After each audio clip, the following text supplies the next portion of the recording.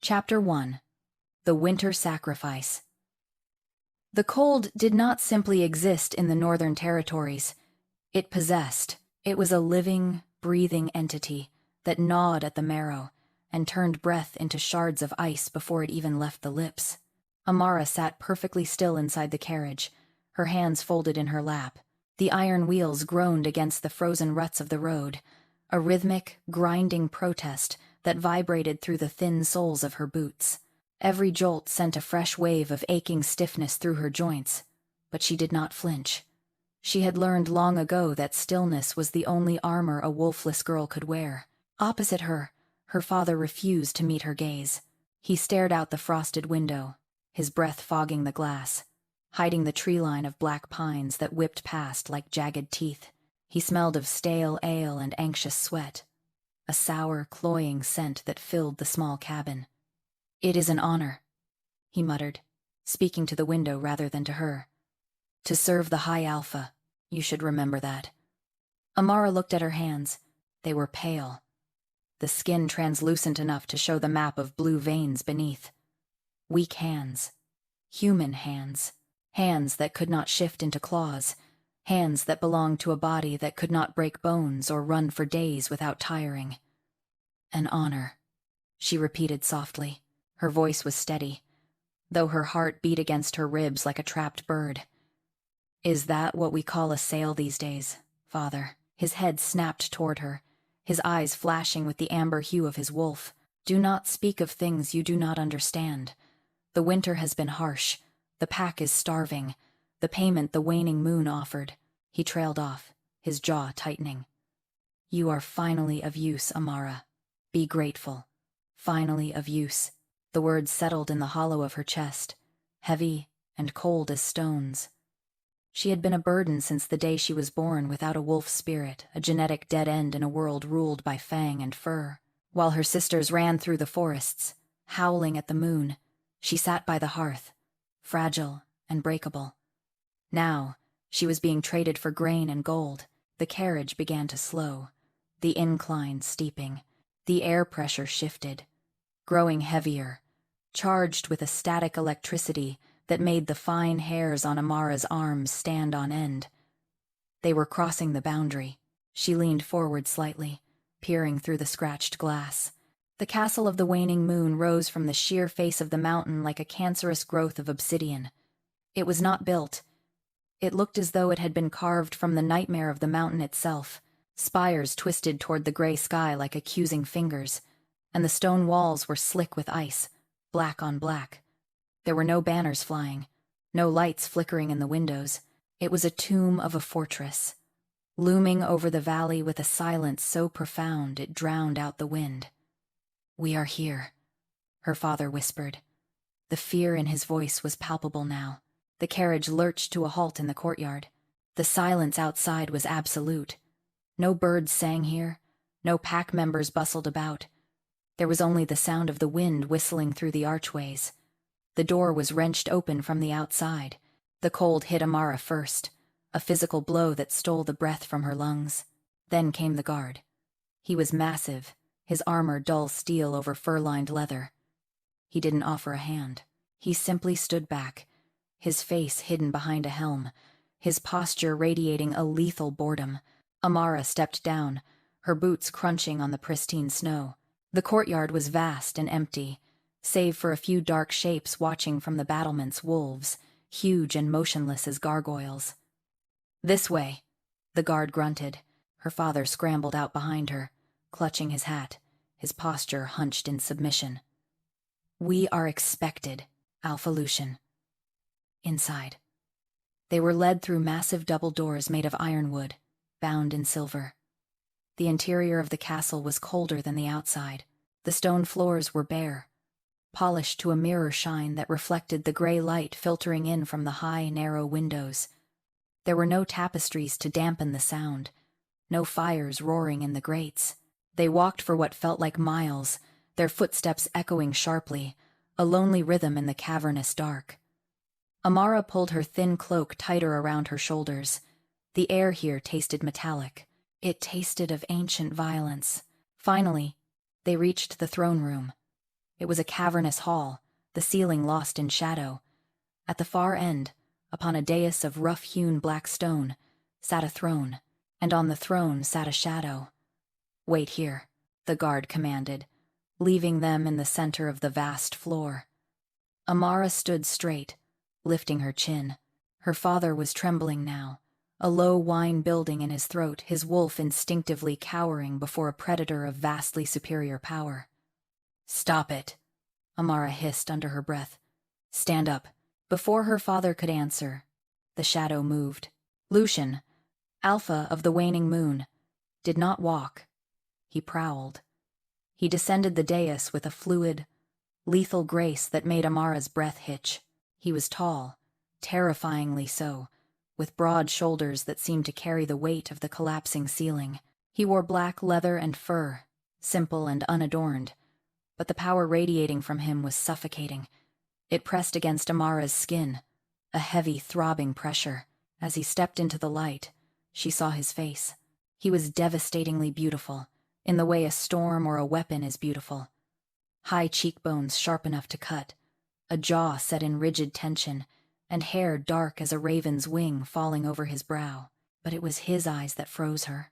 They were silver-burning, molten silver, and they were wild. There was a fracture in his gaze, a frantic, vibrating intensity that spoke of a mind holding on to sanity by a thread. The blood madness. She had heard the whispers.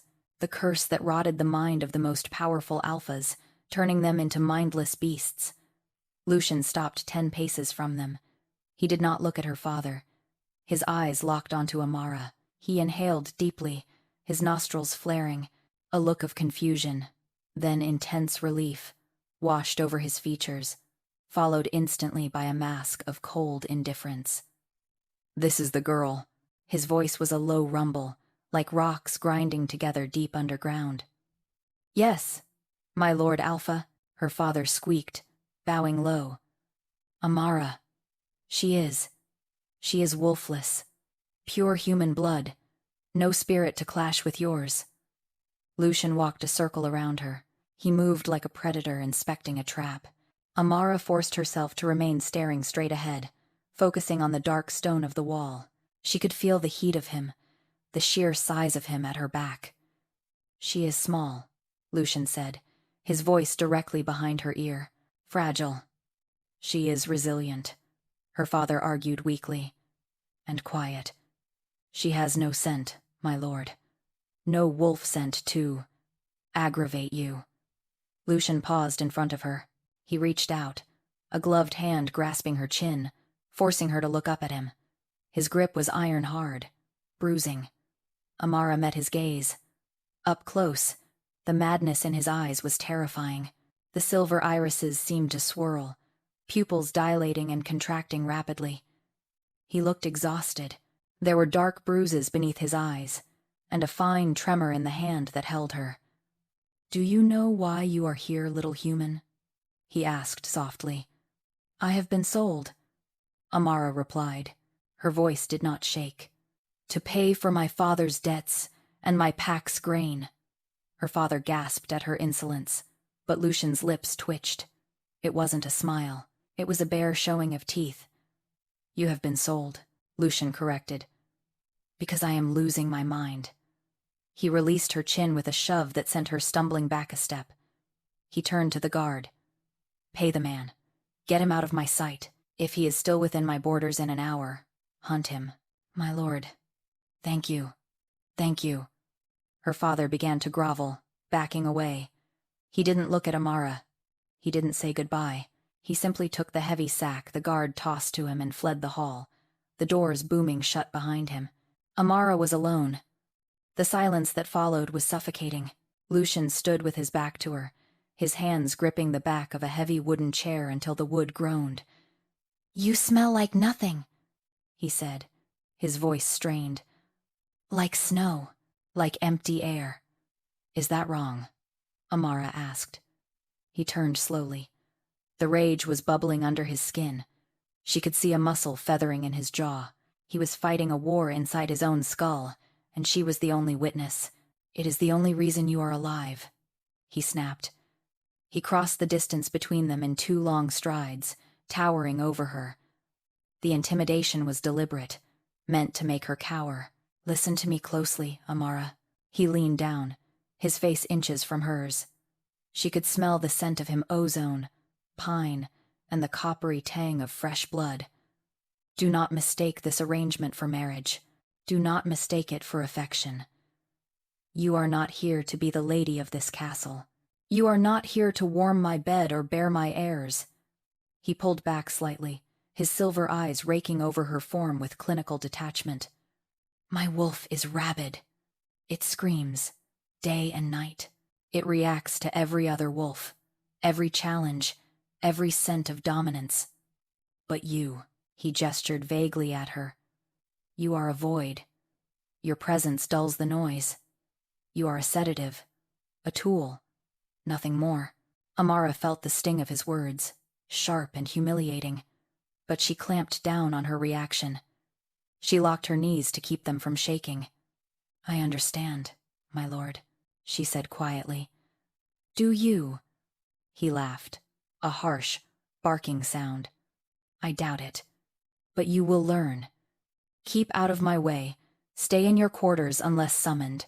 If the moon is full, lock your door and pray I do not find the strength to break it down." He turned away, dismissing her entirely. "Get her out of here. She reeks of fear, and it is giving me a headache." A servant appeared from the shadows, an elderly woman with gray skin and eyes that looked at the floor. She beckoned to Amara. Amara took one last look at the alpha. He had returned to the dais, sinking onto the steps rather than the throne, his head in his hands, his fingers tangling in his dark hair as if trying to pull the madness out by the roots. He looked powerful, yes, but more than that, he looked excruciatingly lonely. Amara turned and followed the servant into the darkness of the hall, the heavy sound of her own heartbeat the only company she kept. Chapter 2. Castle of Ghosts. The room they had given her was less a chamber and more an oubliette, carved from ice and shadow. Amara sat on the edge of the enormous bed, the mattress hard and smelling faintly of lavender that had long since turned to dust. The servant, a woman named Alara, who moved with the silent, skittish efficiency of a prey animal, had left hours ago. She had brought a tray of hard cheese, bread that required soaking in water to chew, and a pitcher of wine that was bitter on the tongue. She had lit a single fire in the cavernous grate, but the flames seemed cowed by the oppressive chill of the stone walls. They licked at the logs timidly, offering little light and even less heat. Amara wrapped her arms around herself, her fingers digging into the wool of her sleeves. It was silent. In her father's house, silence was a rare commodity. There was always the sound of her sisters arguing, the clatter of pots, the distant howling of the pack patrolling the borders. Silence meant danger. Silence meant a predator was stalking. Here, silence was the very foundation of the castle. It seeped from the mortar. It dripped from the high, vaulted ceilings. She could not sleep. Every time she closed her eyes, she saw the Alpha's silver eyes, fracturing with madness. She saw the way his hand had trembled even as it bruised her jaw. "You are a sedative."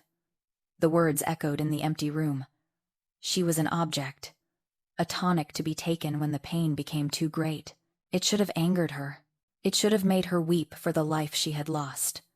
But Amara had never been one for weeping. Tears required energy, and she had precious little to spare.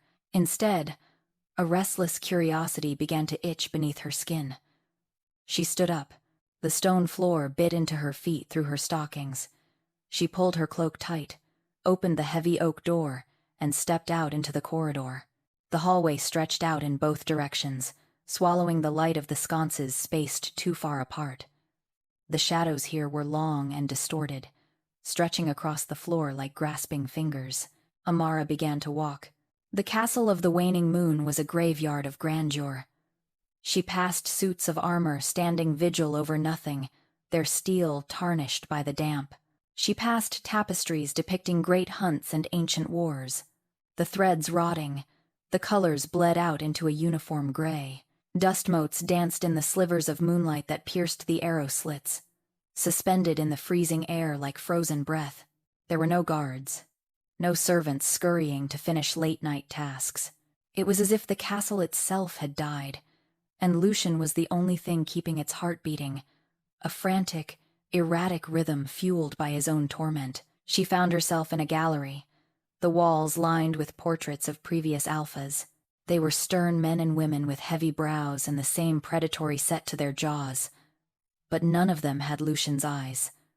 None of them looked as though they were being eaten alive from the inside out. A sound stopped her. It was faint at first, a low, rhythmic thudding. Then, a crash. Amara froze, her heart hammering against her ribs. The sound came from below, echoing up a spiraling stone staircase that seemed to lead down into the belly of the mountain. Instinct told her to run back to her room, to lock the door and hide under the furs. "Keep out of my way," he had said. "Pray I do not find the strength to break it down." But Amara did not turn back. She was wolfless, yes. She was weak, but she had spent her life observing wolves. She knew the difference between the sound of a hunt and the sound of pain. And this was the sound of something trapped. She descended the stairs, her hand trailing along the rough stone wall for balance. The air grew colder as she went down, heavy with the scent of damp earth and iron. The noise grew louder, a grunt of exertion, the sickening crack of wood splintering, a roar that started as a human shout and ended in a guttural snarl. The staircase ended in an archway that overlooked a lower training courtyard, an open-air pit surrounded by high walls, open to the night sky and the biting wind. Amara pressed herself into the shadows of the archway and looked down. Lucian was there. He had stripped to his waist, despite the snow that dusted the cobblestones.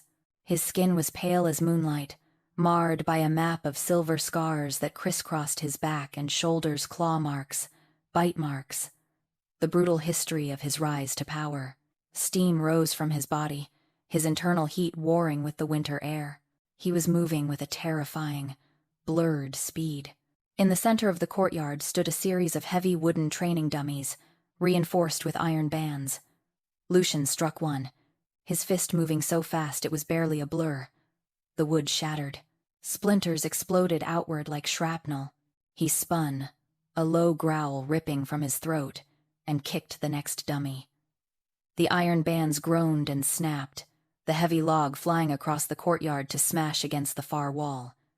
He was not training. He was destroying. "Get out!" he roared at the empty air, his voice raw. He clawed at his own head, his fingers digging into his scalp. "Get out of my head!" Amara watched, her breath caught in her throat. The blood madness. She had heard stories. They said it was like a second consciousness, a rabid beast that shared the alpha's mind, constantly whispering, constantly urging violence. It wanted blood. It wanted chaos, and Lucian was fighting it with everything he had. He fell to his knees in the snow, his chest heaving. His breath came in ragged gasps that clouded the air.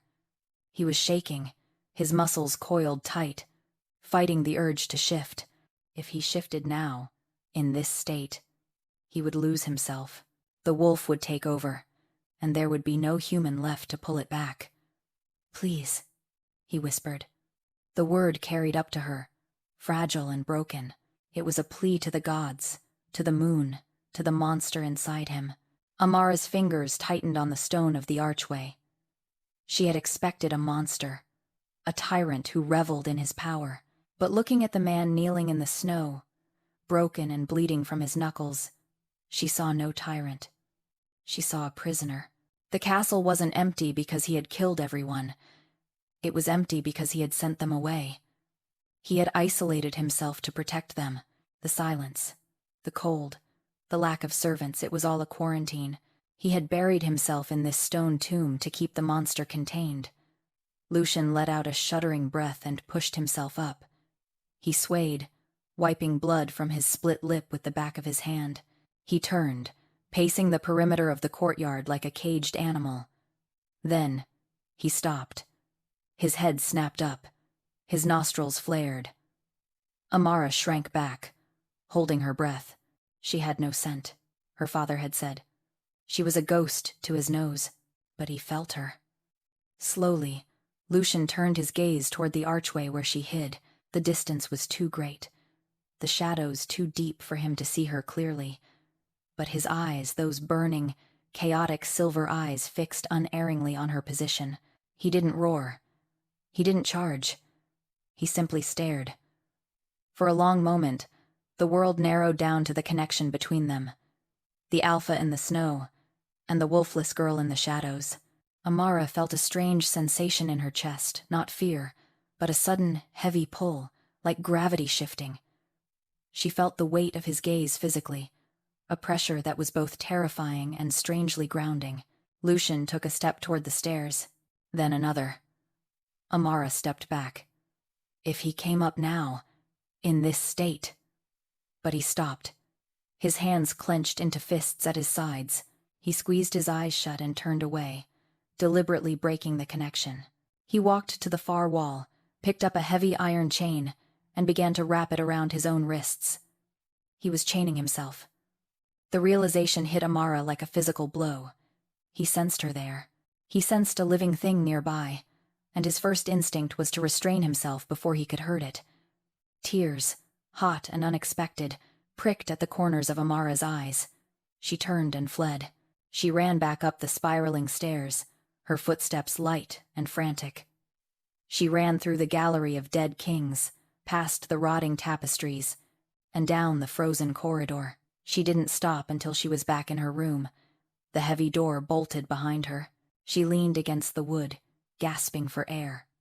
Her heart was racing, but the image burned in her mind was not of the violence. It was of Lucian's back, scarred and shivering in the snow. It was the whisper of, "Please." He was not cruel. He was dying. Amara walked to the window. The moon was rising, bloated and pale, but a reddish tint was beginning to bleed into its edges. The blood moon was coming. She looked down into the courtyard. It was empty now, save for the wreckage of the training dummies and the disturbed snow where he had knelt. "You are not a monster," she whispered to the glass, her breath fogging the pain. "You are just alone." And for the first time in her life, Amara realized that perhaps her weakness, her silence, her lack of a wolf was not a curse. Perhaps, in this castle of ghosts and screaming madness, her silence was exactly what was needed. She went back to the bed and lay down. But this time, she did not pull the covers over her head to hide. She lay on her back, watching the fire die down to embers, preparing herself. The next time he screamed, she would not run away. Chapter 3. The Blood Moon. The moon did not rise that night. It bled into the sky. Amara watched from her narrow window as the horizon turned the color of a fresh bruise. The sun had died hours ago, swallowed by the jagged teeth of the mountains, and in its place, the blood moon ascended. It was swollen and grotesque, hanging low over the valley like a weeping eye. Its light was not the cool, clean silver of the winter nights she was used to. It was a suffocating crimson that stained the snow-covered courtyard below, turning the pristine white into a sea of phantom gore. The air in the castle had changed. The silence was no longer empty. It was heavy, pressurized, like the moments before a dam bursts. The stone walls seemed to vibrate with a low-frequency hum that Amara felt in her teeth. She sat in the high-backed chair by the dead fire, her knees drawn up to her chest. She had followed Lucian's orders. She had bolted the heavy oak door. She had piled the moth-eaten furs around her, but she could not shut out the world. Being wolfless meant she did not feel the pull of the moon in her blood. She did not feel the itch of fur beneath her skin, or the agonizing realignment of bones that her sisters spoke of with a mixture of reverence and dread. To Amara, the moon was just a rock in the sky, but here, in the heart of the waning moon pack, the magic was so dense it tasted like copper on her tongue. Somewhere deep beneath her feet, the screaming began. It started as a low, guttural moan, vibrating through the floorboards. It rose steadily, climbing the octaves of pain until it shattered into a roar that shook the dust from the ceiling beams. It was a sound of absolute, unadulterated agony. Amara flinched, covering her ears. The castle groaned in sympathy. The timbers creaked, and the wind outside howled a counter-melody, battering the stone walls as if trying to tear the fortress down. Another scream tore through the night. This one was not human. It was the sound of a wolf, huge and ancient, being torn apart from the inside. Pray I do not find the strength to break it down. Amara stared at the bolted door. The wood was thick, reinforced with iron, but against an alpha in the throes of blood madness, it would be nothing more than paper. She should stay here. She should hide. That was what she was good at. That was what she had been bred for, to be the invisible girl, the mistake, the one who survived by not being noticed. But then she remembered the snow. She remembered the way his back had looked, a map of scars shivering in the biting wind. She remembered the way he had chained himself, protecting a castle that held no one but ghosts and a girl he had bought. He is not a monster. He is a prisoner. The scream came again, ragged and wet. It sounded less like a threat now, and more like a plea that had been stripped of all dignity. Amara stood up. The movement was automatic, her body moving before her mind could catch up to the insanity of what she was doing. She walked to the door and threw the bolt. The metal screeched, a harsh sound in the quiet room. She stepped out into the corridor. The red moonlight filtered through the arrow slits, casting long, bloody slashes across the floor. The castle felt feverish. The air was hot, despite the winter, thick with the scent of ozone and burning wood. Amara began to walk. She did not run. Running was the act of prey, and she refused to be prey tonight. She followed the sound. It led her past the gallery of dead kings, whose painted eyes seemed to watch her with disapproval in the crimson light. It led her down the spiraling stairs, past the training courtyard where the broken dummies still lay in the snow, and deeper, into the roots of the mountain. The stairs to the dungeon were narrow and slick with moisture. The temperature dropped, plummeting back into freezing, but the air remained thick, suffocating. The smell hit her first, a stench of old rust, damp straw, and the sharp ammonia tang of fear. At the bottom of the stairs was a heavy iron door. It stood slightly ajar, the lock broken from the inside long ago. Amara pushed it open. The dungeon was a vast, circular cavern carved directly into the bedrock. Torches sputtered in wall brackets, casting erratic shadows that danced madly against the rough stone. In the center of the room, Lucian was waiting. He was on his knees, his arms spread wide, held by massive chains of black iron that were bolted into the floor. The cuffs around his wrists were thick, lined with silver to burn the wolf back, but the skin beneath them was raw and bleeding. He was half-shifted. It was a nightmare of anatomy. His jaw was unhinged, elongated into a muzzle of bone and popping cartilage, but his eyes were still human, terrified, wide and rolling in his head.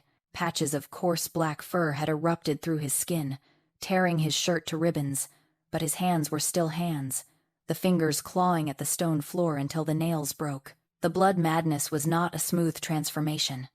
It was a war. The wolf was trying to rip its way out of a body that was refusing to let it go. He threw his head back and howled, the sound deafening in the enclosed space. He thrashed against the chains, the iron clanking violently. The muscles of his back bunched and writhed like snakes beneath his skin. Amara stood in the doorway, her hand pressed to her mouth to stifle a gasp. The violence of it was overwhelming. The sheer kinetic energy radiating from him pushed against her like a physical wind. Lucian's head snapped toward her. The movement was jerky, unnatural. His silver eyes, now glowing with a feral luminescence, locked onto her. He bared teeth that were too long, too sharp. Go. The word was a gurgle, half drowned in blood and saliva. Go, he roared again, his voice shredding. He lunged toward her, the chains snapping taut, jerking him back so hard his shoulders popped audibly. Run! You stupid. Little. Run. He was trying to scare her. He was trying to be the monster she expected. But Amara saw the way he threw his weight backward, away from her, even as he snarled. He was fighting the chains, yes, but he was pulling away from the door. She took a step forward. No, Lucian screamed. He fell forward onto his hands, his body convulsing as another wave of the curse hit him. His spine arched, cracking sickeningly. "I will kill you! I will tear you apart!" "You won't," Amara said. Her voice was small, swallowed by the cavern, but it was steady. She took another step, then another. The red light of the moon filtered down through a grate in the high ceiling, bathing him in blood. He looked like a demon from the old stories, a creature of wrath and ruin. "Get back!" he snarled, snapping his jaws at the air.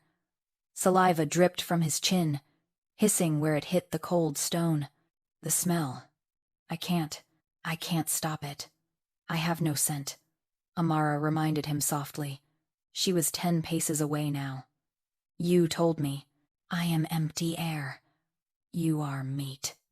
The wolf's voice overlaid his own now, a dual-tone growl that vibrated in her chest. He lunged again, harder this time. One of the bolts in the floor groaned, stone dust puffing up around the anchor point. Amara stopped. Her heart was hammering a frantic rhythm against her ribs, terrifyingly fast. Every instinct she possessed screamed at her to turn, to flee, to lock the door, and never look back. But she looked at his hands. His fingers were digging into the cracks of the floor, holding on so tight that blood pooled beneath his nails. He was holding on to his humanity by the friction of his skin against the stone.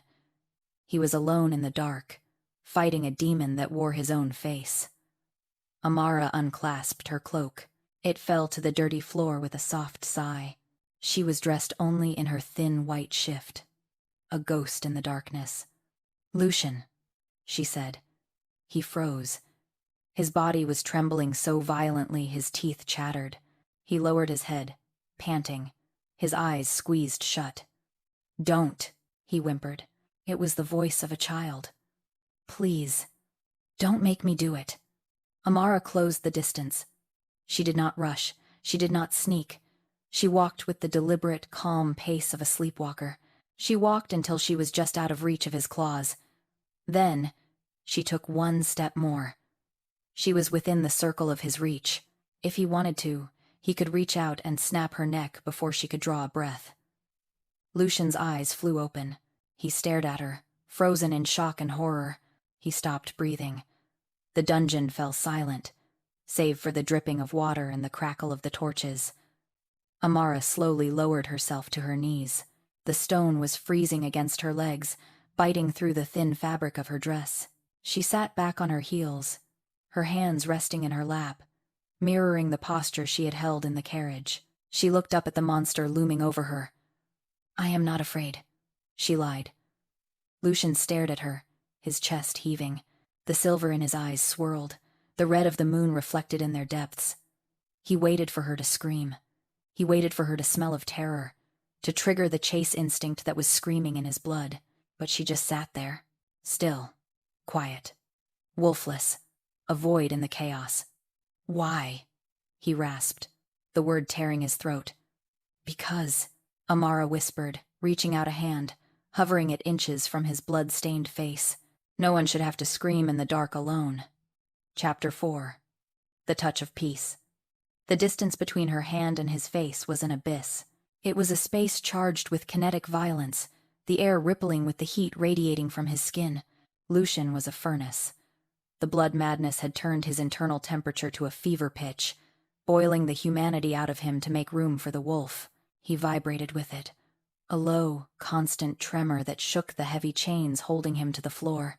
Amara did not flinch. Her hand remained suspended, pale and steady against the backdrop of the flickering torchlight. Lucian stared at her fingers as if they were a blade. His breath hitched in his throat, a wet, ragged sound. The silver in his eyes was swirling so fast it looked like liquid mercury, the pupil blown wide, encompassing nearly the entire iris. He was terrifying, a creature of blood and broken bone, half man, half nightmare. "Don't," he rasped again, but the word lacked the force of a command. It was a whimper of disbelief. Amara ignored him. She leaned forward, bridging the final inch, and pressed her palm against his cheek. The contact was electric. It wasn't a spark of magic or a surge of power. It was the opposite. It was a sudden, jarring absence of noise. For Lucian, the world was a cacophony. The madness was 1,000 screaming voices in his head, a storm of red rage that drowned out thought and reason. It was the sensation of his own skin being too tight, his bones trying to rearrange themselves into shapes they weren't meant to hold. But where Amara touched him, there was silence. Her skin was cool, smelling of nothing but the faint, clean scent of winter air. It was a void, a vacuum, and like water rushing into a hollow, the chaos in his mind seemed to drain toward that point of contact, swallowed by her stillness. Lucian gasped, his entire body seizing, his eyes widened, the feral glow dimming for a fraction of a second. "What?" he choked out. "What are you doing?" "Hush," Amara whispered.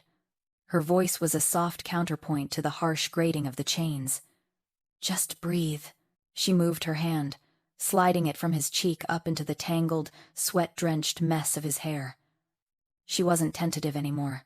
She could feel the heat of him burning her palm, but she didn't pull away. She could feel the erratic, terrifying pulse pounding in his temple, fast as a hummingbird's wings. Lucian flinched at the movement, a reflex of the predator expecting a blow, but as her fingers massaged his scalp, a shudder went through him, not a shudder of pain, but of release. The tension in his shoulders bunched so tight the muscles looked like knotted ropes began to slacken. The snarl that had been etched onto his face smoothed out, replaced by a look of sheer bewilderment. "The noise," he muttered, his voice sounding drunk. "It stopped. Why did it stop?" "I don't know," Amara admitted softly. She used her other hand to wipe a smear of blood from his brow. "Maybe the wolf doesn't know how to fight something that doesn't fight back." Lucian looked at her then. Really looked at her. The red haze of the blood moon was still there, bathing the dungeon in its gruesome light. But his gaze was clearer. He looked at her small, fragile frame kneeling in the filth of the dungeon floor. He looked at the white shift, stained now with the dust and grime of his prison. "You should run," he whispered. But his head was already leaning into her hand, chasing the coolness, chasing the silence. I could snap. In a second. I could kill you." "You could," Amara agreed. She shifted her weight, ignoring the biting cold of the stone against her knees. "But you won't. Not tonight." She maneuvered herself closer, moving with slow, fluid motions. She sat fully on the floor, crossing her legs, and pulled his head down. Lucian resisted for a heartbeat, his neck muscles locking. It was an instinctual rejection of vulnerability. To lower one's head was to expose the neck, the most fatal weakness. "Let go, Lucian," she murmured. The name broke him. With a groan that sounded like a building collapsing, he slumped forward. He buried his face in the soft fabric of her lap, his heavy forehead resting against her thighs. The weight of him was immense. He was heavy with muscle and exhaustion, pinning her to the floor. But Amara did not push him away. She wrapped her arms around his broad shoulders, her hands resting on the scars that marred his back. He was burning up. His skin was slick with sweat and blood from where the chains had rubbed him raw. He smelled of iron and wild animal, a potent, overwhelming scent that should have made her gag. Instead, she found herself leaning down, resting her cheek against the top of his head. "It hurts," he whispered into the fabric of her dress. His voice was muffled, thick with unshed tears. "Gods, it hurts." "I know," Amara soothed, rocking him slightly, the way one would comfort a child waking from a nightmare. "I know. Let it go. Give the pain to me." And he did. As the night wore on, the dungeon transformed. It was no longer a torture chamber. It was a sanctuary. The blood moon continued its slow arc across the sky, its red eye peering through the grate, but its power seemed to shatter against the bubble of silence Amara had created. Every time Lucian's body jerked, every time a growl bubbled up in his chest, Amara would tighten her hold. She would hum a low, tuneless melody, a song her mother had used to sing when the winter storms battered the windows. The vibration of her chest against his head seemed to ground him, anchoring him to the human world when the beast tried to drag him away. She traced the lines of his scars with her fingertips. There was one that ran from his shoulder blade to his spine, a jagged, ugly thing. She wondered who had given it to him. She wondered how much of his life had been spent in pain, fighting for a dominance he clearly despised. Lucian's breathing began to slow. The ragged gasps evened out into deep, heavy breaths. The heat radiating from him began to ebb, the fever breaking. Amara looked down at him. His eyes were closed now. The tension had left his face, making him look younger, less like a king of monsters and more like a man who had forgotten what rest felt like. His dark lashes lay against his pale cheeks, stark and vulnerable. For the first time since she had arrived at the Waning Moon, she didn't feel weak. She looked at her hands, the hands her father had called useless. They were holding an alpha. They were taming a beast that entire armies feared. "You aren't empty," Lucian murmured. Amara started. She thought he had fallen asleep. "What?" He didn't open his eyes. He just nuzzled closer into her lap, his breath warm against her stomach. His hands, which had been clawing at the stone, were now resting loosely on the floor, the fingers uncurled. "You aren't empty," he repeated, his voice slurring with exhaustion. "You are. Quiet. Like the eye of a storm. It's the only place. The only place it's safe." A strange warmth bloomed in Amara's chest, dispelling the chill of the dungeon. It wasn't pride. It was something softer, more dangerous. "Sleep, Lucian," she whispered, her hand stroking the hair back from his damp forehead. "The moon will set soon." "Stay," he breathed. It wasn't a command. It was a desperate anchor. "I'm not going anywhere." Eventually, his breathing deepened into the rhythm of true sleep. The man who had screamed and thrashed against the chains was gone, replaced by a sleeping giant curled around her as if she were the only solid thing in a dissolving world. Amara sat vigil in the dark. Her legs went numb. Her back ached. The cold seeped into her bones. But she did not move. She watched the red light fade from the grate above, slowly replaced by the gray, washed-out light of dawn. The blood moon was passing. The madness was receding. When the first true ray of sun hit the stone floor, Amara looked down at the man in her arms. She felt a sudden, sharp dizziness, a wave of vertigo that made the room spin. It passed quickly, leaving her feeling hollowed out, as if she had run for miles. She ignored it. She simply tightened her arms around him, resting her chin on his head, and waited for the sun to rise on a world that had fundamentally changed. Chapter 5. Silver Strands. The morning sun was a blade of white light cutting through the high windows of the Alpha's quarters.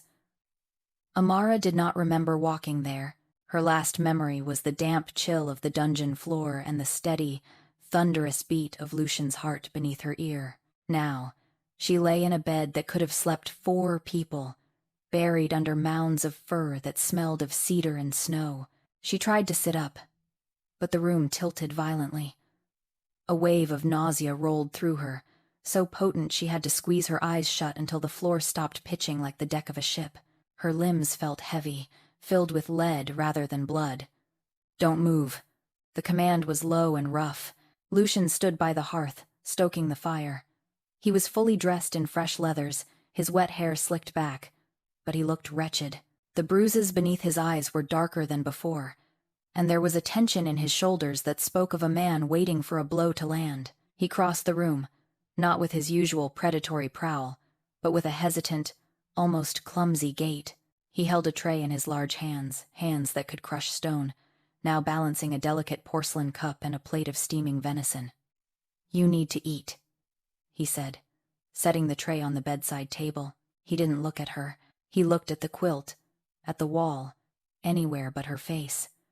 "I'm not hungry," Amara murmured. Her voice was a rasp. Her throat felt as though she had swallowed glass. "I didn't ask if you were hungry." Lucian sat on the edge of the bed, the mattress dipping under his weight. He picked up the cup. Drink. It's tea with honey and herbs for strength. Amara took the cup. Her hands trembled so badly the liquid sloshed over the rim, scalding her fingers. Lucian hissed a curse and reached out, his large hand engulfing hers to steady the cup. His touch was warm, startlingly gentle. "I did this," he said quietly. It wasn't a question. Amara took a sip.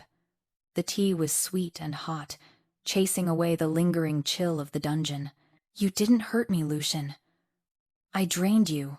He finally looked at her, and the guilt in his silver eyes was a physical weight. "I remember. Pieces. Sensations. I remember the pain stopping, but I felt it go somewhere. It didn't just vanish, Amara. It went into you." He reached out, his fingers hovering near her temple before pulling back, as if afraid he might burn her. "You are human," he said, his voice thick with self-loathing. "You are frail, and I used you like a leech. I fed on your silence to quiet my own noise. I offered," she reminded him firmly. She set the cup down, fighting the exhaustion that was already clawing at her again. "You didn't take anything I didn't give." Lucian stood up abruptly, pacing to the window. "That makes it worse." He stared out at the frozen landscape, his hands clasped behind his back. "I have ordered the servants to prepare the guest wing. You will not stay in that icebox of a room anymore. And you are to have free reign of the library. And the kitchens. Whatever you want." It was a clumsy offering, a peace offering from a warlord who didn't know how to negotiate with anything other than teeth. "Thank you," Amara said. He turned back to her, his expression intense. "Why did you stay? You could have run." "I gave you the chance." Amara looked at him, really looked at him. The monster was gone, hidden beneath the skin of a man who looked lost. "Because I know what it is to be looked at with fear," she said softly. "And I didn't want to look at you that way." Lucian stared at her for a long moment, his jaw working. He looked as though he wanted to say something, perhaps something crucial, but the words died in his throat. He nodded once, stiffly, and strode out of the room, leaving the door slightly ajar, an unspoken invitation, or perhaps a promise that she wasn't a prisoner anymore. The days that followed fell into a strange, quiet rhythm. Lucian was a ghost in his own castle, but a benevolent one. He left books outside her door, ancient tomes on history and herbology that smelled of vanilla and age. He ordered extra wood for her fire. Once, she found a small, roughly carved wooden wolf on her nightstand. It was crude, the work of someone learning to whittle, but the wood was smooth from being held. But while the tension in the castle eased, Amara's health began to fray. It started with the cold. No matter how close she sat to the fire, she couldn't get warm. Her bones ached with a deep, dull throb that made walking difficult. She found herself napping at odd hours, falling into deep, dreamless comas from which it was hard to wake. She told no one. She ate the heavy meals Lucian sent, forced a smile when Alara the servant asked how she fared, and blamed the winter drafts for her shivering. It was a week after the blood moon when she found the hair. She was sitting at the vanity in her new chambers, a lavish room of velvet and mahogany that Lucian had insisted she take. She was brushing her hair. Her hair had always been her one vanity. It was thick and black as a raven's wing, falling to her waist in a heavy curtain. She pulled the brush through a tangle near her temple and stopped. Caught in the bristles was a long strand of hair. But it wasn't black. It was white. Not gray, not the dull silver of aging, but a stark, shocking white, colorless and brittle. Amara frowned, leaning closer to the mirror. The glass was old, slightly warped at the edges, but the reflection was clear enough. There, hidden beneath the layers of black near her left temple, was a patch of white. It looked like frost had bloomed on her scalp. She touched it. The texture was different, coarser, dead. She separated the strands, her heart hammering a slow, heavy rhythm against her ribs. It wasn't just one patch. There were streaks of it beginning to weave through the black, radiating from the roots like cracks in dark ice. I drained you. Lucian's words echoed in her mind. She dropped the brush. Her hands went to her chest, feeling the beat of her heart. It felt slower, weaker. She remembered the feeling in the dungeon, the sensation of gravity shifting, of the chaos flowing out of him and into her. She had thought she was grounding him. She hadn't realized she was filtering him. She was absorbing the curse, taking the madness into herself, and her human body, unable to process the magic, was dying. She was the filter, and the filter was clogging. A knock at the door made her jump. Amara. Lucian's voice. Deep, rumbling, and closer than usual. Panic seized her. If he saw this, if he saw that she was literally fading away because of him, he would send her away. Or worse, he would lock himself back in the dark to save her. He would embrace the madness to spare her the cost of his sanity. Just a moment, she called out, her voice sounding thin to her own ears. She grabbed a ribbon from the vanity table. Her hands were shaking, making her clumsy. She gathered her hair, twisting it, manipulating the strands to bury the white beneath the black. She braided it tightly, weaving the darkness over the light, pinning it up in a severe coil at the nape of her neck. She pinched her cheeks, trying to force some color into her pale skin. She stood up, took a breath, and opened the door. Lucian stood there. He looked better. The feral edge had softened. He held a fur-lined cloak in his hands. "The wind has died down," he said, offering the garment to her. "The valley is clear. I thought you might like to see the sun. Outside." It was a peace offering. It was a date. Amara looked at the cloak, then at his hopeful, guarded expression. She felt a wave of dizziness so strong she had to grip the doorframe. "I would love that," she lied, smiling through the exhaustion. She took the cloak. As she tied it, she felt the weight of the secret pressing down on her, heavier than the snow, heavier than the curse itself. She would carry it. She would carry it as long as she could. Because for the first time in years, the Alpha of the Waning Moon looked like a man who wanted to live. And she would not be the one to take that away from him. Chapter 6. The Cruel Truth. The winter sun was a deception. It hung in the sky like a polished coin, bright and dazzling, but it offered no warmth. The light fractured against the endless expanse of snow, turning the world into a blinding sheet of white that made Amara's eyes water. She walked beside Lucian along the ridge that overlooked the valley. The snow here was packed hard by the wind, forming a treacherous crust that crunched loudly beneath their boots. Lucian had slowed his pace to match hers. He was usually a creature of swift, decisive movement, but today he walked with a restrained care, like a wolf walking among eggshells. He kept glancing at her, his silver eyes scanning her face for signs of fatigue. "We should turn back," he said, his voice cutting through the whistling wind. "You are shivering." "I am fine," Amara lied. Her teeth were chattering so hard her jaw ached. "It is just beautiful. I haven't seen the sky in so long." It was beautiful. The Waning Moon territory was a savage, wild place. Great pines bowed under the weight of snow, and distant waterfalls hung suspended in ice, frozen in mid-roar. But Amara felt removed from it. She felt as though she were watching the world through a pane of thick, distorted glass. Her body felt impossibly heavy. Every step required a conscious negotiation with her muscles. The cold wasn't just on her skin anymore.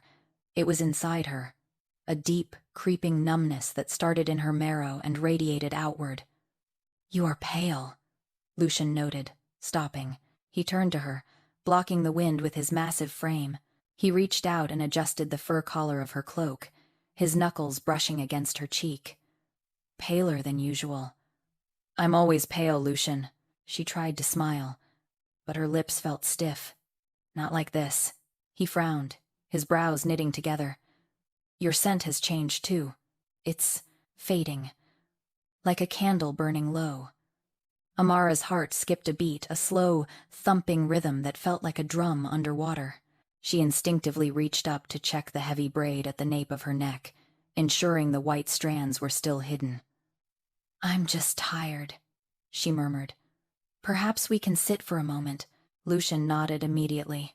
He swept the snow off a large, flat boulder near the edge of the ridge and sat, pulling her down next to him. He didn't hesitate. He wrapped his arm around her, pulling her into the heat of his body. For a moment, the world steadied. The warmth radiating from him was a lifeline. She leaned her head against his shoulder, closing her eyes. "I never thanked you," Lucian said quietly. The wind stole the words, making them sound distant. "For what?" "For the silence." He took a deep breath, the air hissing through his teeth. "For the first time in 10 years, I can hear myself think. I can look at the moon and not feel like I'm being torn apart." "You did that." Amara felt a sharp pang of guilt in her chest. She hadn't done it. She had stolen it. She had taken his pain and stored it in her own blood. And now the vessel was cracking. "It wasn't a gift, Lucian," she whispered, her consciousness beginning to drift. The darkness behind her eyelids was becoming inviting, a soft, warm velvet. "It was a trade, Amara." His voice sounded alarmed. Why was he alarmed? She was just resting. "Amara, open your eyes." She tried. She really did. But her eyelids were made of lead. The numbness was spreading up her neck, into her jaw. The wind seemed to stop. The crunch of the snow faded. Amara, the world tilted. She felt herself sliding, falling, but she didn't hit the ground. Strong arms caught her. There was a shout, a raw, terrified sound that echoed off the mountains. Then, there was nothing. Waking was not a gentle process. It was a violent return to pain. Amara gasped, her back arching off the bed. Fire was coursing through her veins. It felt as though someone had replaced her blood with boiling acid. "Hold her down," a harsh, gravelly voice barked the order. Heavy hands pinned her shoulders to the mattress. She cried out, thrashing, but she was weak, so weak. "Lucian," she whimpered, the name tearing from her throat. "I'm here." His hand was in hers, gripping tight enough to bruise. "I'm right here. Silas, stop it. You're hurting her. I am trying to keep her heart beating, boy." "Shut up and let me work." Amara forced her eyes open. The room was blurry, swimming in a haze of golden candlelight. She was in her chambers, but the room felt crowded. An old man with a face like tanned leather and eyes like polished obsidian was hovering over her. Silas, the pack healer. He was pressing a glowing green stone against her chest, chanting in the old tongue. The magic flared hot and biting, fighting the cold that had taken root inside her. Lucian was kneeling by the bedside. He looked deranged. His hair was wild, his face pale, and his eyes were wide with a panic she had never seen there, not even in the dungeon. "What is happening?" Lucian demanded, his voice cracking. She just collapsed. 1 minute she was talking, the next she was. Silas ignored him. He moved the stone up to her neck, his frown deepening. He reached behind her head, his gnarled fingers finding the heavy braid she had pinned there. "No," Amara rasped, trying to pull away. "Don't." Silas didn't listen. With a quick, efficient tug, he pulled the pins free. The braid unraveled. The heavy curtain of black hair fell across the pillow. And with it, the white. It was undeniable now. The streak had grown. It was no longer just a patch at the temple. Nearly a third of her hair had turned stark, brittle white. It stood out against the black, like bone against obsidian. Lucian went still. He stared at the hair, his breath hitching in his throat. He reached out, his hand trembling uncontrollably, and touched a strand of the white hair. "What is this?" he whispered. "Amara, what is this?" Silas sat back, the glowing stone in his hand fading to a dull gray. The old healer looked tired. He looked sad. "It is the cost," Silas said heavily. Lucian tore his gaze from Amara's hair to look at the healer. "What cost? What are you talking about?" "She is wolfless, Lucian," Silas snapped, his patience fraying under the strain of the diagnosis. She has no spirit, no inner wolf to process magical energy. She is an empty vessel. The healer gestured to Amara, who lay panting on the bed, tears leaking from the corners of her eyes.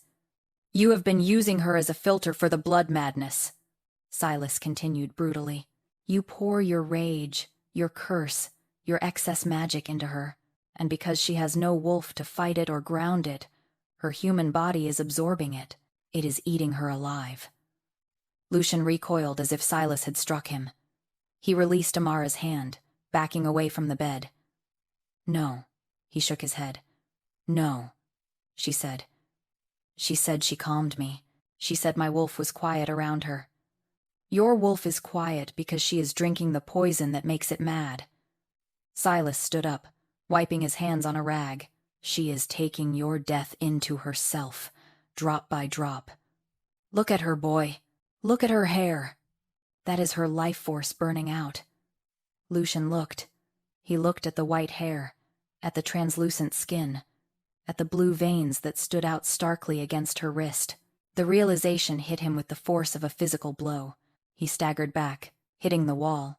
He slid down it, burying his face in his hands. I'm killing her, he choked out.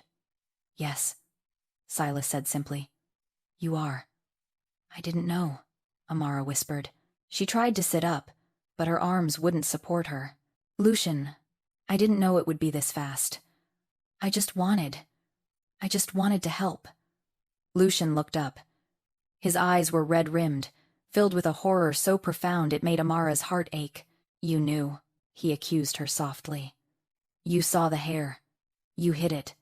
I saw you happy, she countered, her voice gaining a desperate strength. I saw you smile. I saw you sleep without screaming. It was worth it. Worth it, Lucian roared. He surged to his feet, the sudden violence of the movement making Silas flinch. You are dying. Do you understand that? You are dying so I can have a good night's sleep. I am dying so you can live, Amara yelled back, though it came out as a ragged cough. You are the alpha. Your pack needs you. The world needs you. I am. I am just Amara. I am the Wolfless girl. This is the first time in my life I have mattered. The room fell silent. Lucian stared at her, his chest heaving. The anger drained out of him, leaving only a hollow, devastating grief. He walked back to the bed. He didn't touch her this time. He looked at her as if she were made of glass that had already shattered. You matter to me, he whispered. The admission hung in the air, heavy and terrified. He turned to Silas. Fix it. Silas sighed, packing his instruments into his leather bag. I cannot fix a cup that is being poured into faster than it can hold. There is no medicine for this, Alpha. As long as she is near you, as long as that bond exists, you will drain her. Her body has learned the rhythm of it now. Even if you don't touch her, she will pull the madness from you instinctively. Then break the bond, Lucian commanded. I cannot, Silas said. It is not a magic bond I cast. It is a bond of soul. She opened herself to you, and your wolf claimed that space. It is done. So she dies, Lucian said, his voice dead. If she stays here, if she stays connected to you. Silas slung his bag over his shoulder. He paused at the door, looking back at the girl in the bed. Yes, she will not survive the next full moon. Her heart will simply stop. The door clicked shut. Amara lay in the silence, watching Lucian. He had turned his back to her again. He was staring into the fire, his posture rigid. Lucian, she pleaded softly. Please, don't go away. Don't shut me out. He didn't turn around. When he spoke, his voice was unrecognizable. It was cold. Absolute. It was the voice of the monster she had met in the throne room. Rest, Amara. Lucian. I said rest. He walked out of the room without looking back. Amara lay alone in the vast, luxurious bed. She reached up and touched the white strands of her hair. They felt dry, brittle, like dead leaves in winter. She had bought him peace. She just hadn't realized the price would be everything she had. Chapter 7. The lie of salvation. The fire in the hearth had burned down to ash, leaving the room in a cold, gray twilight. Amara sat on the edge of the bed, her hands resting in her lap. She felt hollowed out, a husk of a girl. The silence in the room was absolute, but it wasn't the peaceful silence she had shared with Lucian in the dungeon. This silence was sharp. It was the silence of a held breath before the executioner's axe falls. She touched the braid of white hair that now rested openly against her shoulder. It felt brittle, alien. Every time she breathed, a dull ache radiated through her chest, a reminder of the life force she had poured into the Alpha. She didn't regret it, not for a moment. But the look in Lucian's eyes before he left, that dead, shuttered look, terrified her more than the prospect of dying. The door handle turned. Amara straightened, her heart fluttering with a weak, hopeful rhythm. She expected Lucian to come back with an apology, or perhaps with Silas to try another remedy. She expected the man who had held her on the ridge, the man who had looked at her with such raw, terrifying vulnerability. She was wrong. The door swung open, hitting the stone wall with a crack. Lucian stood in the threshold. He was dressed for war. He wore full armor-blackened steel plates over leather, a heavy fur cloak draped over his shoulders, and a sword strapped to his hip. But it was his face that stopped the breath in Amara's throat. It was a mask of stone. The warmth was gone. The confusion was gone. Even the madness seemed to have been locked away behind a wall of icy, impenetrable indifference. "Get up," he said. His voice was flat, devoid of inflection. Amara stood, swaying slightly. "Lucian? What is happening?" He didn't answer. He stepped into the room, followed by 2 guards. They were strangers to her hard-faced men with pikes who refused to meet her eyes. "Pack your things," Lucian commanded. He didn't look at her. He looked past her, at the window. "Whatever you came with. Leave the rest." "Leave." Amara took a step toward him, her hands trembling. "Lucian, please, talk to me," Silas said. "Silas said you are dying." Lucian cut her off, his voice rising sharply. He finally looked at her, and his silver eyes were cold enough to burn. "He said you are broken. He said I am draining you." Amara corrected gently. "He said our bond, there is no bond." The shout echoed off the stone walls, making the guards flinch. Lucian strode forward, invading her space, towering over her. He used his height, his power, to intimidate her, just as he had on the first day. "Do not delude yourself, human," he sneered, his lip curling in disgust. "You were a purchase, a transaction. I bought a sedative to quiet a headache. I did not buy a soulmate." Amara recoiled as if he had slapped her. "That's not true. In the dungeon, on the ridge, you felt it. I know you felt it. I felt relief." Lucian spat. "I felt the silence. It was intoxicating, I admit, like a drug. But like any drug, the effects wear off, and the cost becomes too high." He reached out and flicked the white braid on her shoulder. The gesture was dismissive, cruel. "Look at you," he said softly, his voice dripping with venom. "You are withering. You are weak. You were barely useful when you arrived. And now, you are a liability. A corpse in the making. I have no use for dead things in my castle." Tears pricked Amara's eyes hot, stinging tears of confusion and hurt. "You are lying," she whispered. "You are trying to push me away to save me." Lucian laughed.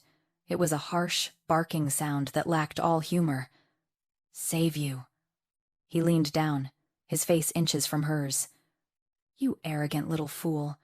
I am not trying to save you. I am trying to save myself." He turned his back on her, walking toward the fireplace. "Silas says you act as a filter. You take the madness. But you are filling up, Amara. And when a filter is full, it becomes useless. Worse, it begins to leak back into the source. Your weakness is infecting me. I can feel it. Your frailty is making me frail." He kicked a log into the dying embers, sending a shower of sparks up the chimney. "I need a new vessel," he said casually, as if discussing a broken sword. "A stronger one. Another alpha, perhaps. Or a witch. Someone who can take the load without shattering like cheap glass." "Lucian, get her out of my sight," Lucian ordered the guards, waving a hand at her without turning around. "Take her to the southern border. Dump her at the first village you find. If she tries to return, kill her." The guard stepped forward, grabbing Amara's arm. His grip was firm, impersonal. "No." Amara struggled, planting her feet. "Lucian, look at me. Tell me to my face that you feel nothing. Tell me that the peace we found was a lie." Lucian turned. He looked at her. He looked at the tears streaming down her pale cheeks, at the white hair that marked her sacrifice, at the hands that had held him while he screamed. For a split second, the mask slipped. Amara saw a flash of such agonizing despair in his eyes that it winded her. He looked like a man tearing his own heart out of his chest.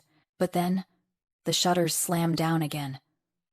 "I feel nothing," he said. His voice was steady, but his hands, hidden behind his back, were clenched into fists so tight the leather of his gloves creaked.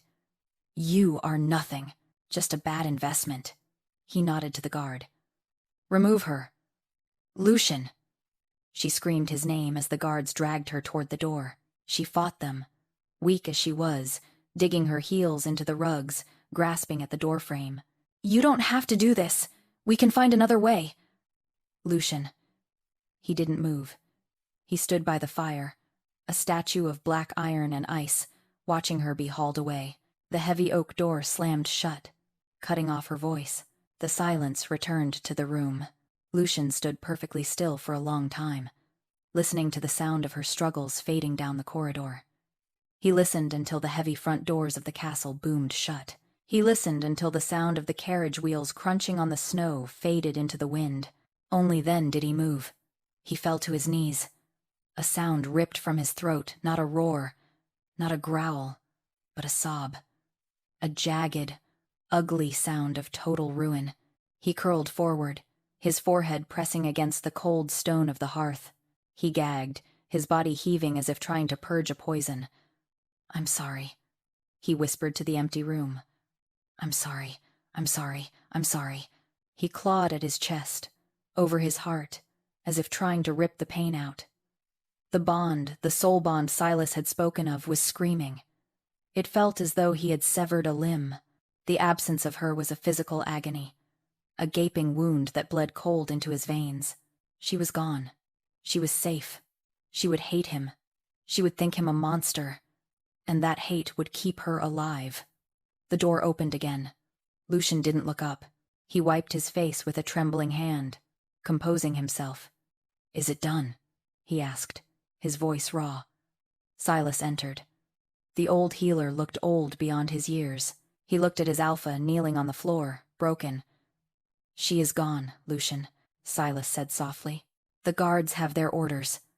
They will see her safe to the village of Oakhaven. It is outside the territory. The magic. The drain should stop once she is far enough away." Lucian nodded, pushing himself to his feet.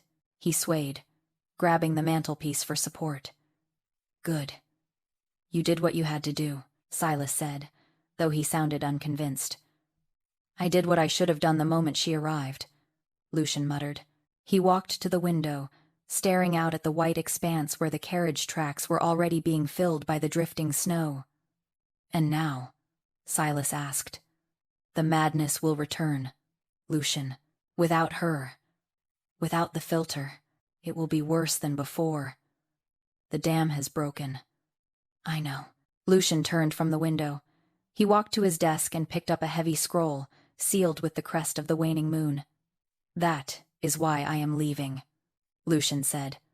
Silas stiffened. "Leaving? Where?" Lucian handed him the scroll. "This is my confession. It details my inability to control the blood madness. It details the threat I pose to the pack and the surrounding territories." He paused, his silver eyes dull and lifeless. "I am going to the High Council," Lucian said. "I am surrendering myself for execution." Silas gasped, the scroll slipping from his fingers. Lucian. No. There must be another way. We can chain you. We can. No. Lucian slammed his hand on the desk. I will not live as a monster in the dark, Silas. I will not drag my pack down with me. And I will not risk. His voice broke. I will not risk finding her again. If I turn, if the beast takes over completely, I will hunt her. I know I will. I will hunt the only thing that ever gave me peace. He picked up his sword belt and buckled it tighter. Prepare the horses, Silas. I ride for the capital within the hour. Lucian, the old man pleaded, tears standing in his eyes. Do it, Lucian roared. The sound was half human, half wolf. The madness was already scratching at the door, sensing the absence of its keeper. Silas bowed his head in defeat and left the room. Lucian stood alone in the center of his chambers. He looked at the bed where she had slept. He looked at the vanity where a single black ribbon still lay. He walked over and picked it up. He wound the ribbon around his wrist, tying it tight against his pulse point. Live, Amara, he whispered into the silence. Live and hate me. He turned and walked out of the room, leaving the door wide open behind him, abandoning the castle to its ghosts. Chapter 8. The Death Sentence. Oakhaven was a lie of a village. It sat on the very edge of the Waning Moon territory, a cluster of thatched cottages and muddy streets that smelled of pig manure and unwashed wool. It was safe. It was warm. The wind here did not scream like a banshee. It merely sighed through the bare branches of the oak trees that gave the settlement its name. Amara hated it. She had been there for 3 days. 3 days of soup that tasted like nothing. 3 days of sleeping in a bed that didn't smell of pine and ozone. 3 days of feeling her heart beat with a steady, monotonous rhythm that felt entirely wrong. Her hair was a beacon. The villagers stared at it, the raven black sharply divided by the shock of bone white. They whispered as she passed, making signs to ward off evil. Touched by a wraith, they muttered. Cursed. They weren't wrong. Amara sat on a bench outside the village inn, a rough woolen shawl pulled tight around her shoulders. The physical pain was fading. Silas had been right. Without the proximity to the alpha, the drain had stopped. The color was returning to her cheeks, and her limbs no longer felt like they were made of lead. But the phantom pain was worse. She felt a constant, gnawing emptiness in her chest. It was a spiritual hunger. She missed the weight of his gaze. She missed the terrifying electricity of the castle. She even missed the cold. Did you hear? The voice came from inside the open window of the inn behind her. A traitor, by the sound of the accent harsh and clipped. Hear what? The innkeeper replied. The waning moon. It's over. Amara stiffened. She turned slowly, pressing her ear toward the window. The alpha gone mad? The innkeeper asked, lowering his voice. Worse. He's surrendered. The traitor scoffed. Rode out 3 days ago with a single healer as escort, heading for the capital. Word is, he's turned himself in to the High Council, confessed to the blood madness. Begged for the axe. Amara's hand flew to her mouth. The world seemed to tilt on its axis. Surrendered. He hadn't just pushed her away to save her. He had pushed her away so she wouldn't have to watch him die.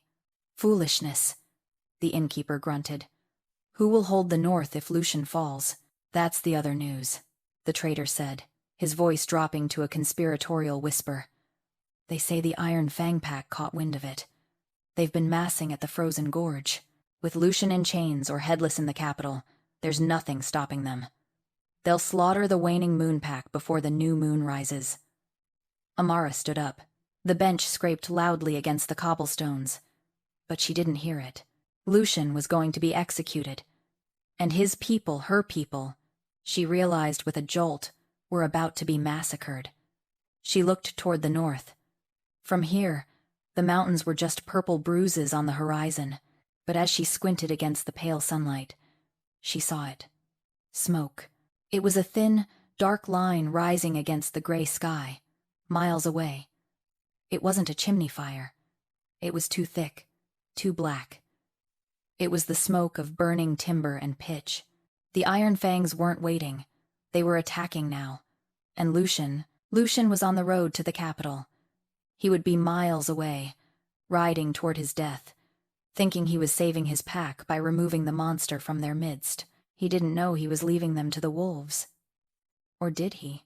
A sudden, terrifying thought struck her. Lucian was an alpha. His connection to his territory was primal. If the borders were breached, if his pack was bleeding, he would feel it. And if he felt it, he wouldn't ride to the capital. He would turn back. He would turn back, deep in the throes of madness. Without a filter, without an anchor, he would return to a war zone, not as a general, but as a rabid beast. "I have to go back," Amara whispered. She looked down at her hands, the hands that were useless, the hands that could not hold a sword. "He needs a filter," Silas had said. "He needs an anchor." She wasn't a warrior. She couldn't fight the Iron Fang, but she could save the weapon that could. Amara ran to the stable. The stable boy, a pimply youth named Joran, was pitching hay. He looked up, startled, as Amara burst in. "I need a horse," she demanded. Her voice was breathless, but commanding in a way it had never been before. Joran blinked. "My lady? You don't ride, and you have no coin. I have this." Amara reached into her dress and pulled out a necklace she had hidden there. It was a small thing, a silver locket her mother had given her. It was the only thing of value she owned. She thrust it into the boy's hand. "It's silver, real silver. Give me the mare, the gray one." Joran looked at the locket, then at the desperate fire in Amara's eyes. He had seen the way she looked at the mountains every day. He knew a woman in love when he saw one, even if the object of her affection was a monster. "Take the gelding," Joran said, pocketing the locket. "He's faster, and he doesn't spook at the smell of blood." The ride north was a blur of freezing wind and terrifying speed. Amara had never ridden like this. She clung to the gelding's mane, her body battered by the gait, her face whipped raw by the icy air. She didn't feel the cold. She felt only the frantic pounding of her own heart, keeping time with the hooves on the frozen road. As she drew closer to the Waning Moon territory, the signs of war became undeniable. The sky was choked with ash. The scent of burning pine was overwhelming, mixed with the copper tang of blood. Refugees were streaming south, women and children carrying bundles, their faces etched with terror. "Turn back," an old woman screamed at her as Amara thundered past. "The demons are loose. The castle is besieged." Amara didn't stop. She rode until the horse was foaming, its breath coming in great white plumes. She rode until the obsidian spires of the castle of the Waning Moon came into view. It was a scene from a nightmare. The valley floor was a battlefield. The snow was churned into a slush of mud and crimson. The Iron Fang wolves, massive beasts with fur the color of rust, were swarming the outer defenses. The Waning Moon pack was fighting back, but they were outnumbered, and they were leaderless. Amara pulled the gelding to a halt on a ridge overlooking the carnage. She scanned the battlefield, her eyes frantic. "Where are you?" she whispered. "Lucian, where are you?"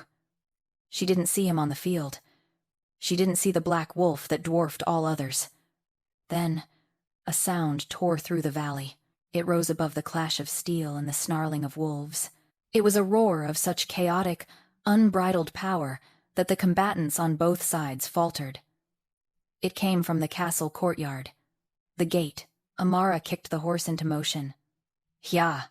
She rode down the slope, skirting the edge of the battle. An Iron Fang wolf lunged at her, its jaws snapping inches from the horse's flank, but the gelding, true to Joran's word, didn't spook. It kicked out, catching the wolf in the skull, and kept running.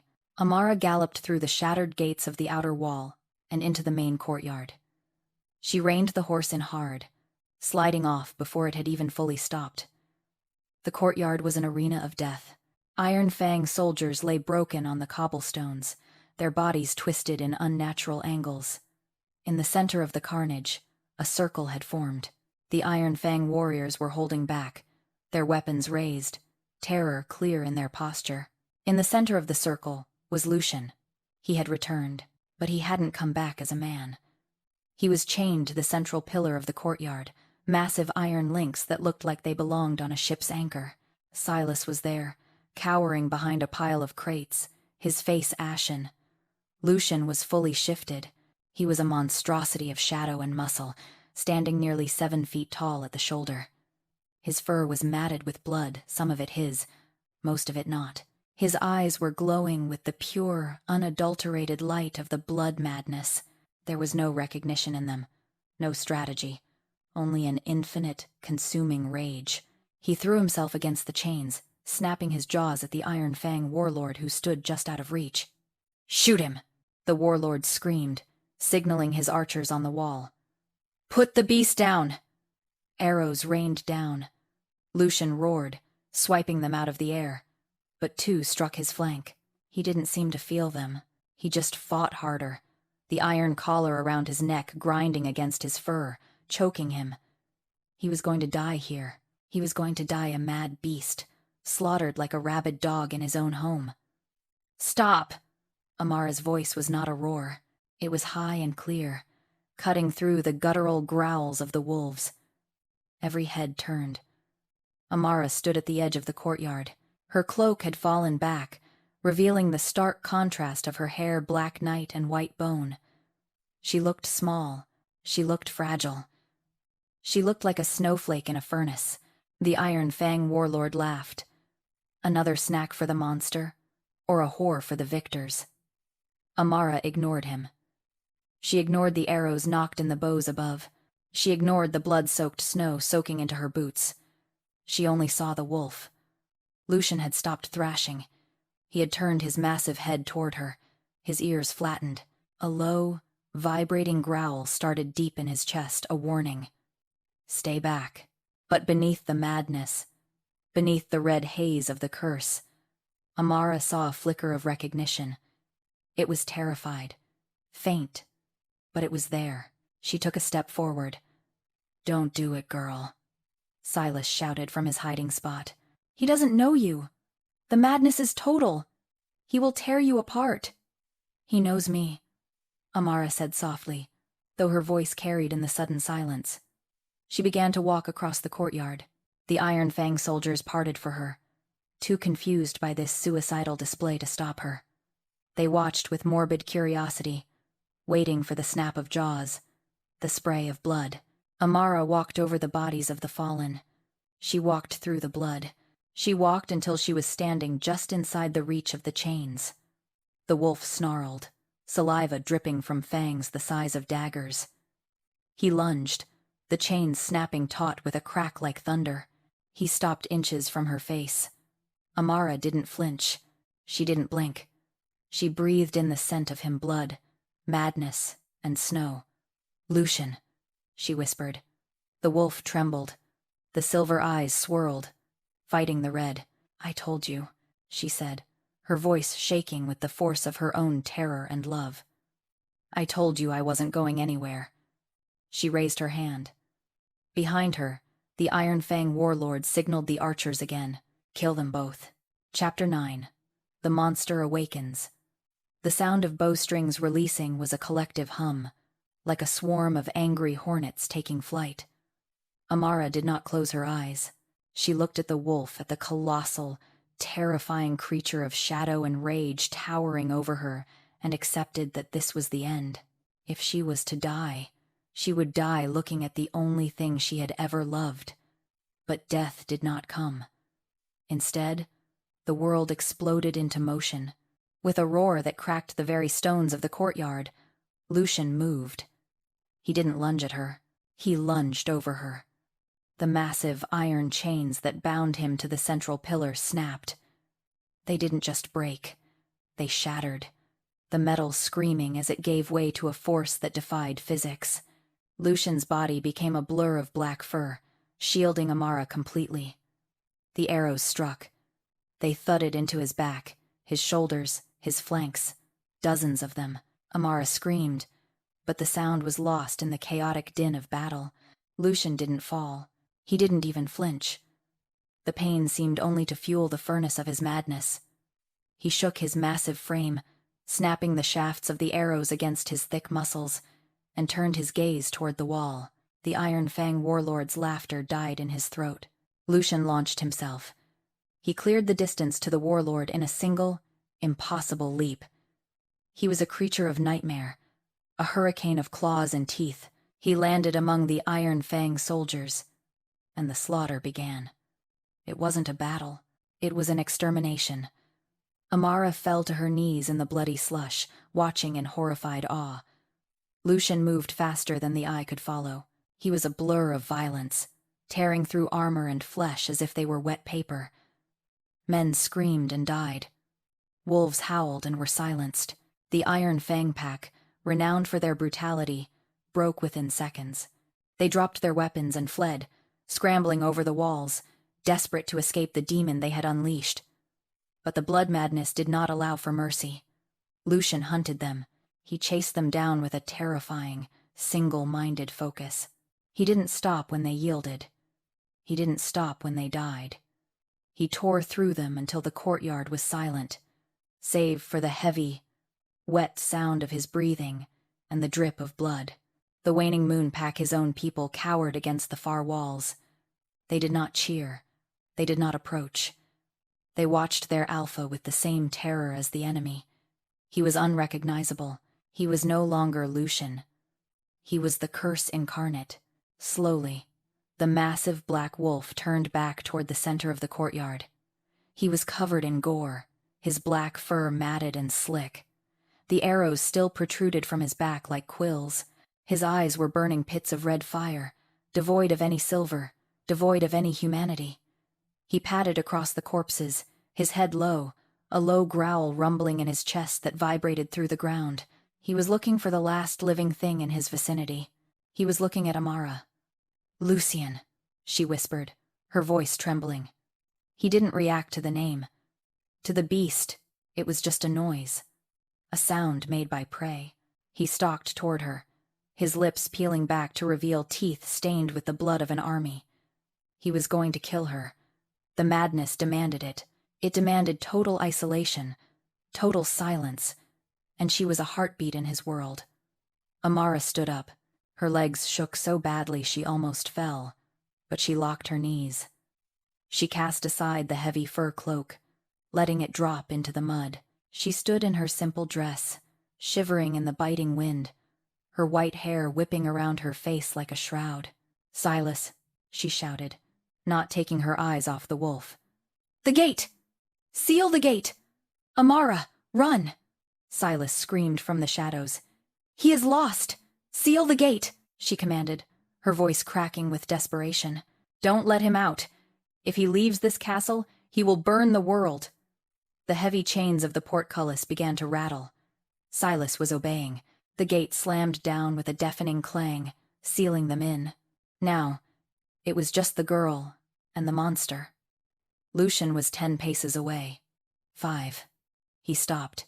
He loomed over her, a mountain of death. The heat radiating from him was scorching, melting the snow around his paws. He snarled, snapping his jaws inches from her face, waiting for her to run so the chase could begin. Amara didn't run. She took a step forward. The wolf flinched, confused. Prey didn't step forward. Prey ran. Prey screamed. "I am not afraid of you," she said, her voice gaining strength. It was a lie, but it was a necessary one. "I know who you are. You are Lucian of the Waning Moon. You are the man who chained himself in the dark to save his people. You are the man who brushed my hair." The wolf roared, a sound of frustration and rage. He swiped a massive paw at the air, the wind of the blow knocking Amara back a step. "I am here," she said, stepping back in. "I am still here." She reached out. Her hand, small and pale, trembled as it approached the muzzle of the beast. Lucian froze. His eyes widened, the red swirling violently. He remembered this. Somewhere, buried deep beneath the layers of blood and madness, a fragment of memory sparked. The touch, the silence. He fought it. The madness screamed at him to bite, to tear, to destroy. He lunged. Amara didn't pull back. She threw her arms around his massive neck, burying her face in his blood-soaked fur. "Take it," she whispered into his ear. The impact of his body knocked the breath out of her, but she held on. She gripped his fur with everything she had. "Take it all, Lucian. Give it to me." The change was instantaneous. The moment her skin touched his, the connection slammed open. It wasn't a gentle stream this time. It was a dam breaking.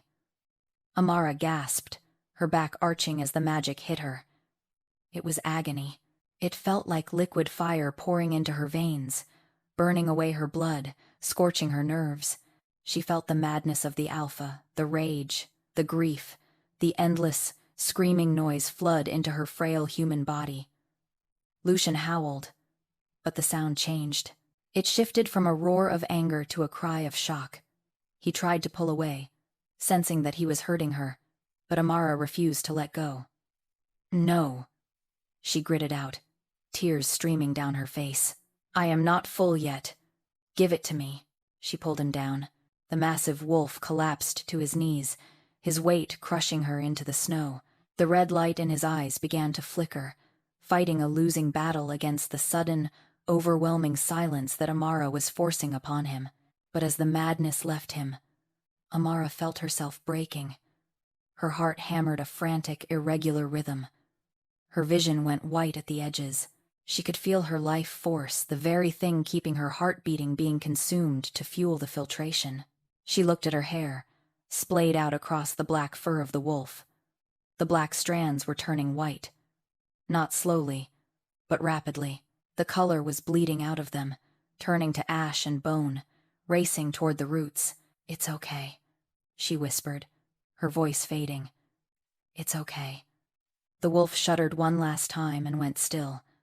The red light in his eyes died, replaced by a confused, exhausted silver. Lucian was back, but he was trapped in the wolf's body, too weak to shift, too weak to move.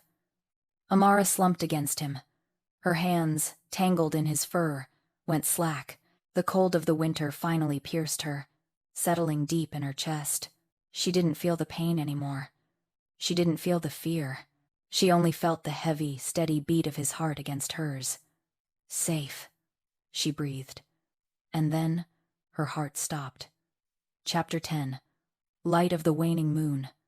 The courtyard was silent. The wind had died, as if the world itself was holding its breath.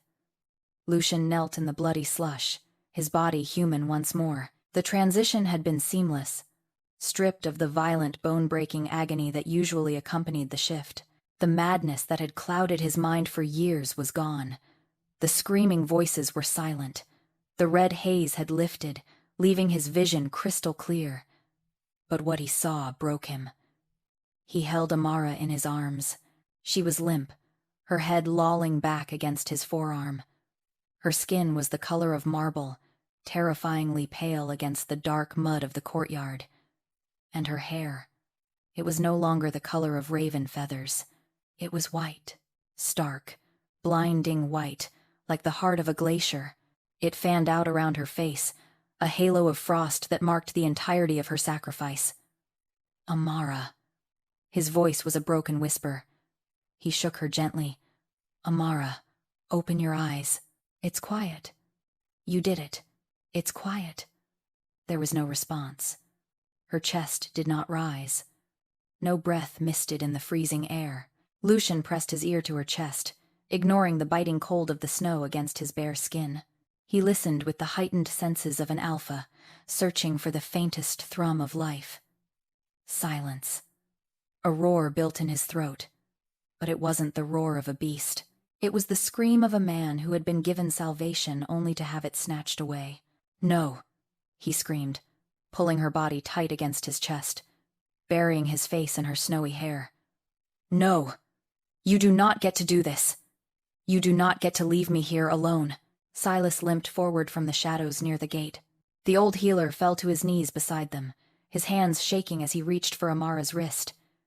He held it for a long moment, his face grim. He looked up at Lucian, tears streaming down his weathered cheeks. "She is gone, Alpha. The strain. It was too much. Her heart has failed. Fix it," Lucian snarled, his silver eyes flashing. "You are a healer! Fix her!" "I cannot fix death, Lucian," Silas shouted back, his voice cracking. "She gave everything. She took a curse that has broken kings, and she swallowed it whole.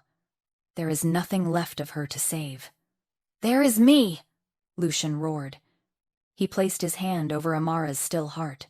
"She took the madness," he said, his voice dropping to a fierce, desperate growl. "She took the poison, but she left the power. I am the Alpha of the Waning Moon. I am the strongest thing in this frozen hell, and I am not letting her go." He closed his eyes and reached into the well of his own power. Usually, it was a chaotic storm, a source of pain. But now, thanks to her, it was a calm, deep ocean. He didn't draw from it to destroy. He didn't draw from it to shift. He pushed it out. He poured his strength, his vitality, his very essence into the palm of his hand. He visualized the energy flowing through his skin and into hers, a golden river of life forcing its way into a stagnant channel. "Breathe," he commanded. "Amara, breathe." Nothing happened. "Lucian, stop," Silas whispered. "You will kill yourself. Then we die together." Lucian didn't stop. He pushed harder. He felt his own heart stutter, his own vision graying at the edges as he drained his reserves. He gave her the heat from his blood. He gave her the air in his lungs. He gave her every heartbeat he had left. "Come back to me. You promised. You said you were still here." A spark. It was faint. So faint Silas didn't hear it. But Lucian felt it. A tiny, fluttery movement beneath his hand. A single, weak contraction of a muscle that had forgotten how to work. "Come on," Lucian breathed, tears dripping from his face onto hers. "Fight, Amara. Fight." He gave one last surge of power, a desperate, final push that nearly blacked him out. Amara gasped. The sound was wet and ragged, the most beautiful sound Lucian had ever heard. Her back arched off his arm as her lungs expanded, dragging in the freezing air.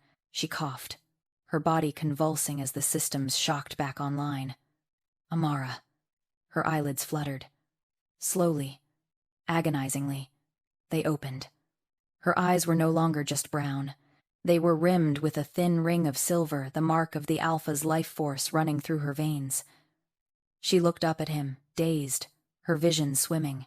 She saw the man hovering over her, his face twisted in a mask of terror and hope. She reached up, her hand trembling, and touched his cheek. "You're human," she whispered. Her voice was a rasp, barely audible. Lucian let out a sob, a raw, unashamed sound. He collapsed forward, resting his forehead against hers. "I am," he wept. "Because of you. I am human because of you." Amara smiled weakly. She looked at a strand of her hair that had fallen across her eyes. She saw the white. "It seems I paid the price," she murmured. "A crown," Lucian swore, kissing her forehead, her cheeks, her hands. "It is a crown of silver. You will wear it, and they will bow to it." He looked up. Around the courtyard, the survivors of the Waning Moon pack were emerging from the shadows. They were bloodied, battered, and terrified. They had seen their Alpha turn into a monster. They had seen him slaughter an army, but now they saw him kneeling in the snow, weeping over the body of a wolfless girl. They saw the white hair that shone like a beacon in the gloom. One by one, they knelt. They did not bare their throats in submission. They bowed their heads in reverence. They knelt, not to the wolf, but to the girl who had tamed him, to the strength that did not require claws. Epilogue. 3 years later. The winter was harsh, as it always was, but the fires in the castle of the Waning Moon burned bright. The great hall was full. Music, once banned, filled the air, bouncing off the rafters where banners of black and silver now hung. The table was laden with food, and the pack ate and drank with a boisterous joy that had been absent for a generation. At the head of the table sat Lucian. He was older. The lines around his eyes etched a little deeper, but the shadows were gone. His silver eyes were clear, sharp with intelligence and humor. He listened to a report from one of his border guards, nodding thoughtfully. Beside him sat Amara. She wore a gown of deep midnight blue, simple and elegant. Her hair was loose, a cascading river of pure white that fell to her waist. It was her most striking feature, the thing that made visitors stare in awe. The moon touched, they called her, the silent savior. She was not physically strong. She still tired easily in the deep winter, and she would never run with the wolves during the hunt. But when she spoke, the room fell silent. When she offered counsel, the elders listened. She was the heart of the Waning Moon. Lucian finished his conversation and turned to her. In the middle of the crowded hall, his gaze softened, becoming solely hers. He reached out under the table and took her hand. His grip was warm, grounding. "You look tired," he murmured, leaning close. "I am fine," she smiled, squeezing his hand back. "Just thinking." "About what?" Amara looked out over the hall. She saw families eating together. She saw Silas laughing with a group of young pups. She saw a pack that was no longer ruled by fear, but by loyalty. "I was thinking," she said softly, "that the winter isn't so cold anymore." Lucian lifted her hand to his lips, kissing her knuckles. "No," he agreed, his eyes reflecting the light of the fire and the woman who had saved his soul. "Not while the moon shines." Outside, the full moon rose over the mountains. It was huge, round, and brilliant white. It was no longer a symbol of madness. It was a light in the darkness, watching over the castle where the monster slept and the human lived.